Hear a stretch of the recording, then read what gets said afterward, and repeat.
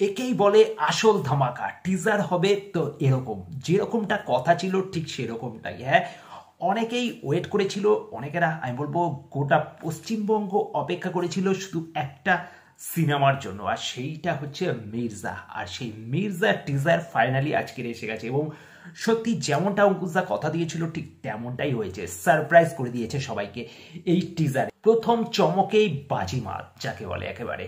তো টিজারের মধ্যে আমরা যেটা দেখছি, এক এক করে ক্যারেক্টারগুলো ইন্ট্রোডিউস করানো হচ্ছে, যেখানে আমরা তাসের মাধ্যমে দেখতে পাচ্ছি এক একটা ক্যারেক্টারকে। প্রথমেই গোলাম অর্থাৎ ঋষি কৌশিক, অনেকদিন বাদে আবার তিনি বাংলা সিনেমায় ফিরছেন।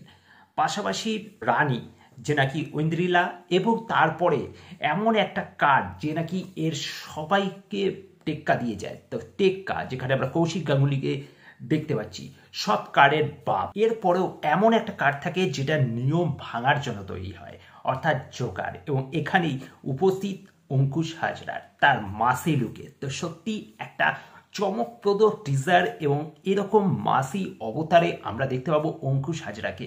তো সিনেমাটা কমার্শিয়ালি অ্যাঙ্গেল থেকে আমার মনে হয় পুরোপুরি একটা ফুল প্যাকেজ যাকে বলে সেটাই দেবে।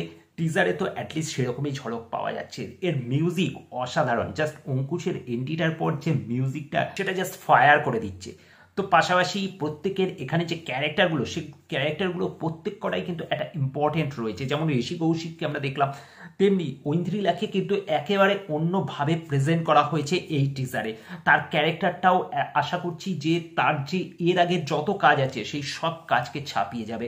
আর অঙ্কুশের কথা নতুন করে বলার নয়, সে তো এই সিনেমাটার জন্য মানে নিজের জান প্রাণ এক করে দিচ্ছে। সে যে তার 100% এখানে দিতে চলেছে, তাকে যে আমরা একেবারে অন্য রকমভাবে পাবো তার বলার অপেক্ষা রাখে না। যাই হোক, কৌশিক গাঙ্গুলিকেও একেবারে অন্য রকম আলাদা মেজাজে আমরা দেখতে পাবো। প্রত্যেকের যেরকম লুক তেমনি অ্যাকশন তো থাকতেই চলেছে, এবং গরম গরম সাথে ডায়লগ। তো সব মিলিয়ে কিন্তু এই ঈদ পুরো জমে খেয়ে।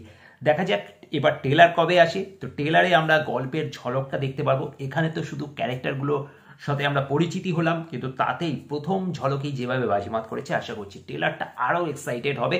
তো অবশ্যই ট্রেলারের জন্য অপেক্ষায় থাকলাম। তোমাদের মতামত অবশ্যই কমেন্ট করে জানাতে ভুলবেন, আর ভিডিওটা ভালো লাগলে লাইক শেয়ার করে দেবে, চ্যানেলটা সাবস্ক্রাইব করে সাথে থাকবে। Thank you.